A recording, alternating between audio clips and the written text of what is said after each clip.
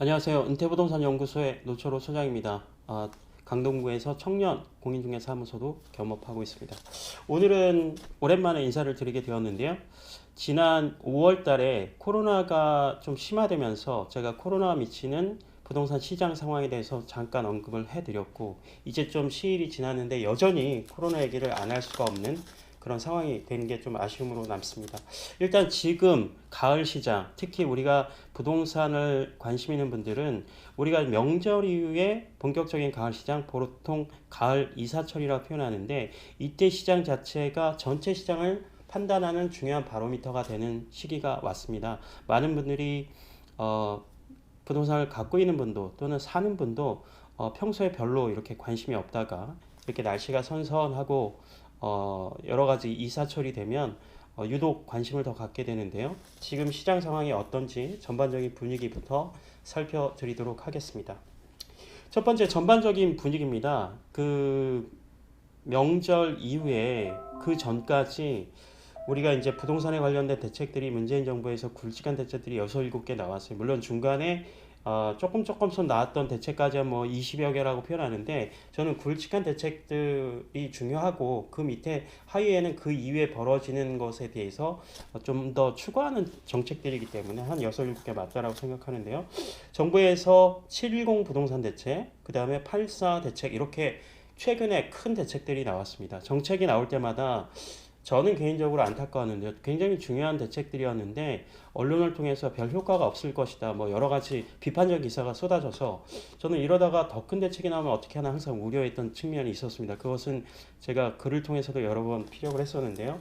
역시나 알게 모르게 정책은 영향을 미치고 있고, 이 정책으로 인하여서 시장은 지금 조금씩 변모해 가고 있다라고 단언을 할 수가 있겠습니다.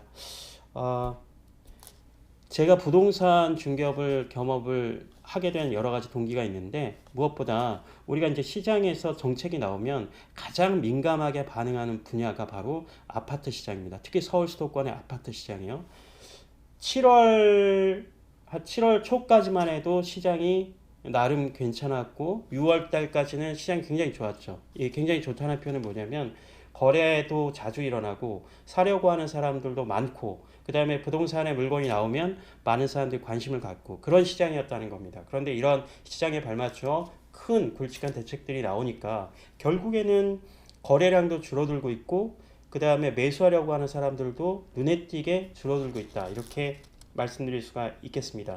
시장 전체적인 분위기를 보면요, 그렇다고 해서 가격이 떨어져 있는 것은 아직 인지하기 어렵습니다. 호가가 떨어지진 않았지만 거래량은 줄어들고 있고, 제가 이제 현장에서 사무실에서 이 실제 고객들을 상대해 보면 A라는 아파트가 나왔을 때 여러 군데서 만약에 전화가 왔다면 지금 정말 그 수요를 찾아보기가 어렵다라고 판단할 수가 있겠습니다. 즉 시장 자체가 가파른 상승장을 보이다가 지금은 조정 또는 하락기로 지나갈 수 있는, 그렇다고 경제 위기 때처럼 가격이 폭락하거나 이런 것들을 말씀드리는 것이 아니고, 전반적인 이 계단식으로 원래 부동산은 상승하니까요, 가파르게 상승했다가 지금은 조정장으로 들어갔고, 이게 약간 하락세로 꺾일 양상, 즉 시장의 변곡점이 될 수 있는 시장 상황이 왔다, 이렇게 정리해 드릴 수가 있겠습니다.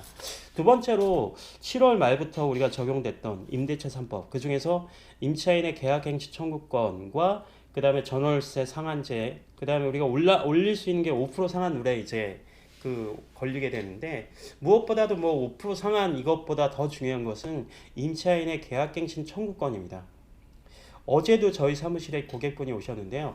이 현장에서 현재는 전세 살고 있어요. 근데 아파트를 보러 갔는데 그 아파트에도 역시 전세 세입자가 있는데, 전세 세입자가 계약갱신 청구권을 행사하면 이 세입자는 아파트를 사고 싶고 또한 자금도 어느 정도 준비가 됐는데 그 아파트 자체를 살 수가 없는 아이러니한 상황이 된 거죠. 계약갱신 청구권은 임차인들의 안정적인 거주를 보장하는 것에 주안점을 두고 있는데, 그분들이 이제 시장에 그래도 이렇게 안정적으로 거주할 뿐만 아니라 시장에 다시 진입해서 본인들도 보금자리를 살려고 하는데, 이것 자체가 계약갱신 청구권 행사 여부에 따라서 집 거래 자체를 할 수 없는 상황이 되다 보니까 이게 누구를 위한 계약갱신 청구권인지 좀 아이러니한 시장 상황이 됐습니다. 저는 개인적으로 이 계약갱신 청구권 관련돼서 분쟁이 굉장히 많이 일어나고 있지 않아요? 집을 사려고 하는 매수자, 그 다음에 집을 팔려고 하는 매도자, 그 사이에 전세 세입자가 있는 물건 같은 경우 이 제3자가 같은 날 한 자리에서 협의가 된다면, 협의를 하고 도장까지 날인한다면 그런 물건까지는 좀 더 자유롭게, 좀 더 탄력적으로 거래가 이루어져야 된다고 생각합니다. 그 710 대책이나 84 대책을 통해서 다주택자들에게 사인을 준 거 아니겠습니까? 이제 다주택자들은 집을 여러 채 보유하는 것은 여러 가지 세금이 강화되니까 이제 집을 팔고 어느 정도 뭐 올해 말이나 내년 6월까지는 집을 팔고 그래야 이제 그 집이 무주택자들에게 돌아가고 시장이 선순환되면서 가격이 안정될 것을 기대했는데 이 계약갱신 청구권의 엄격한 적용, 그 다음에 임차인들에게 뭔가 편향된 이 제도 자체가 오히려 거래 자체, 전세가 끼어있는 물건 자체가 거래가 굉장히 어려워지는 아이러니한 상황이 됐습니다. 이거에 대한 해결과 법령의 해석 여러 가지 좀 탄력적으로 할 필요가 있다, 이렇게 생각이 되어지고요. 세 번째로 요즘에 보여지는 양상 중에 하나가 있다면 뭐냐면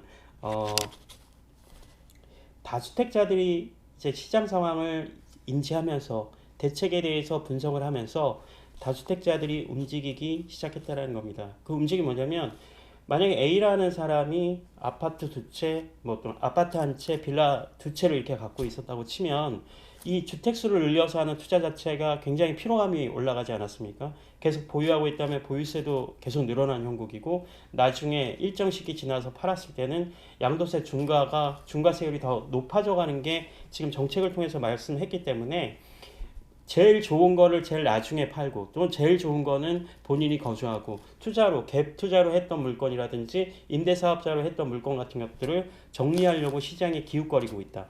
예를 들어 빌라 같은 경우는 서울의 전세는 여전히 인기가 있지만 매매 물건 같은 경우 대지 지분이 넓거나 가로주택 정비 사업을 할 수 있는 좀 오래된 빌라 같은 경우는 투자성 때문에 접근한다면 신축한 지 4년차, 6년차, 10년 이내의 물건들은 그 세가 굉장히 잘 나가기 때문에 갭 투자를 하셨던 분들이 많거든요.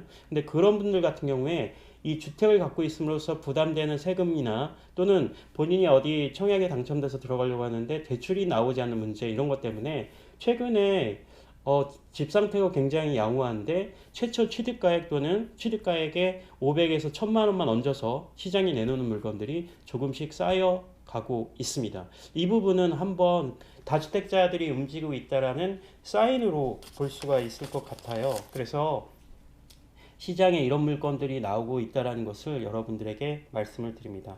정리해서 말씀드리면요, 부동산 아파트 시장은 특히 이제 강동구의 사례를 가지고 서울 전역을 평가하는 건데 호가는 빠지고 있지 않지만 그렇지만 지금 과거에 비해서는 매수하려고 하는 사람들의 관심과 수요가 상당히 떨어지고 있다는 것입니다. 그래서 시장이 급한 상승장에서 조정 또는 하락장으로 갈 확률이 높아 보인다. 물론 폭락장을 얘기하는 것은 아니고요. 하락으로 좀 전환될 가능성이 있어 보인다. 그래서 집을 지금 끝까지 꼭 팔아야 되시는 분들은 지나치게 호가를 너무 높게 내놓으면서 오랫동안에 전혀 전화 한 통 못 받는 그런 상황이 없어야 될 것 같아요. 그래서 좀 시장을 냉정하게 판단할 필요가 있겠다고 보여지고요.